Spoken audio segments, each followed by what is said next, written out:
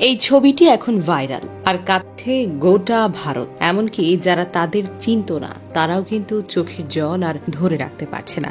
Doctor প্রতীক যোশী গত 6 বছর ধরে লন্ডনে বসবাস করছিলেন। তিনি তার পরিবারের জন্য একটি উন্নত ভবিষ্যৎ গড়ে তোলার স্বপ্ন দেখতেন। তার স্ত্রী ডক্টর কোমি ভ্যাস একজন দক্ষ প্যাথোলজিস্ট, রাজস্থানের উদয়পুরে কর্মরত ছিলেন।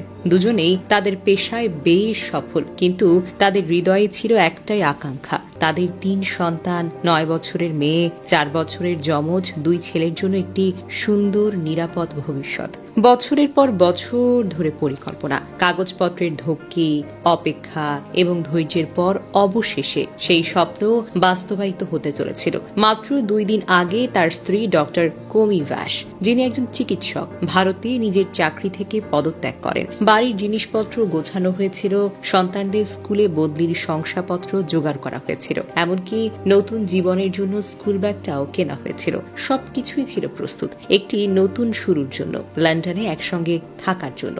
সকালে 5 জনের এই পরিবারটি এয়ার ইন্ডিয়া ফ্লাইট 171-এ উঠেছিলেন লন্ডনের উদ্দেশ্যে। বিমানে ওঠার আগে তারা একটি সেলফি তুলেছিলেন, প্রতীক, কোমি, তাদের 9 বছরের মেয়ে এবং 4 বছরের যমজ ছেলেরা। সেই ছবিতে তাদের মুখে ছিল উচ্ছ্বাস, আনন্দ আর নতুন জীবনের প্রত্যাশা। ছবিটি আত্মীয়দের কাছে পাঠানো হয়েছিল যেন সবাই জানতে পারে তাদের নতুন যাত্রার কথা। কিন্তু কে জানতো এই সেলফিটি হবে তাদের শেষ স্মৃতি। বিমানটি বিধ্বস্ত হয় আহমেদাবাদের কাছে। এই মর্মান্তিক দুর্ঘটনায় 241 জন যাত্রীর কেউ আর বেঁচে নেই। প্রতীক, কোমি, তাদের মেয়ে, যমজ ছেলেরা সবাই চলে গেলেন। তাদের স্বপ্ন, তাদের পরিকল্পনা, তাদের হাসি সবকিছুই যেন এক মুহূর্তে ছাই হয়ে গেল। প্রতীকের বাবা জেপি যোশী এখনো এই ক্ষতি মেনে নিতে পারছেন না। তিনি বলেন, সারা রাত আমার নাতি নাতনিরা আমার সঙ্গে শুয়েছিল। আমরা তাদের জন্য নতুন স্কুল ব্যাগ কিনে দিয়েছিলাম আর তারা সেই ব্যাগ নিয়ে হাতে নিয়ে ঘুমিয়ে পড়েছিল। বলেছিল, এবার আমরা লন্ডনে পড়াশোনা করব। তার গলাটা কেঁপে ওঠে, চোখের জল আর ধরে রাখতে পারছে না। তিনি বলেন, ছেলে বলেছিল, বাবা তুমিও কিন্তু আমাদের সঙ্গে লন্ডনে চলে এসো। আমি বলেছিলাম, তোমরা আগে যাও, সেটেল হও, তারপর আমি আসবো আনি। কিন্তু এখন আর কিছুই তো বাকি রইল না। জেপি যোশী আরো বলেন, প্রতীক প্রায় ভারতে আসতো, সরাসরি ফ্লাইট নিত না, কারণ বাচ্চাদের সেটা কঠিন হতো। এবার সে সরাসরি ফ্লাইট নিয়েছে যাতে বাচ্চারা আরাম করে যেতে পারে। কবি সবকিছু গুছিয়ে ফেলেছিল, বাচ্চাদের স্কুলের শংসাপত্র, বাড়ির জিনিসপত্র, একেবারে সবকিছু। আমার যমজ নাতিরা আগামী 15 আগস্ট 5 বছরে পা দিত। তারা স্বাধীনতা দিবসে জন্মেছিল আর এখন তারা চিরতরে মুক্ত হয়ে গেল। তিনি আরো বলেন, আমরা ওদের বিমানবন্দরে ছাড়তে গিয়েছিলাম। ছেলে বলেছিল, তোমরাও আমাদের সঙ্গে লন্ডনে চলে যাওয়ার জন্য তৈরি হও। আমি ওকে বলেছিলাম, আগে তোমরা সেটেল করো, তারপর আমি আসবো।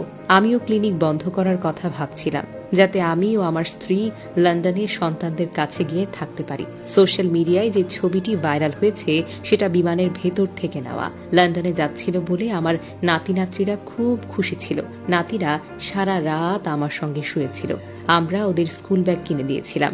সেই স্কুল ব্যাগ নিয়ে ওরা সারা রাত ঘুমিয়েছিল। বলছিল, এবার ওরা লন্ডনে গিয়ে পড়াশোনা করবে। বিমানের ভেতর থেকে তোলা সেই সেলফিটি এখন সোশ্যাল মিডিয়ায় ভাইরাল। ছবিতে 5 জনের হাসি মুখ, তাদের উৎসাহ, তাদের স্বপ্ন সবই ধরা পড়েছে। কিন্তু এই ছবি এখন শুধু একটি স্মৃতি। এটা দেখে মানুষের চোখে জল আসছে, হৃদয়টা ভেঙে যাচ্ছে। এই ছবি শুধু একটি পরিবারের গল্প নয়, এটা আমাদের সকলকে মনে করিয়ে দিচ্ছে জীবন কতটা ক্ষণস্থায়ী। এই দুর্ঘটনা আমাদের সামনে একটি নির্মম সত্যকে তুলে ধরেছে। আমরা যা গড়ে তুলি, যা কিছু স্বপ্ন দেখি, যাদেরকে ভালোবাসি, সবকিছু একটি সূক্ষ্ম সুতায় ঝুলে থাকে।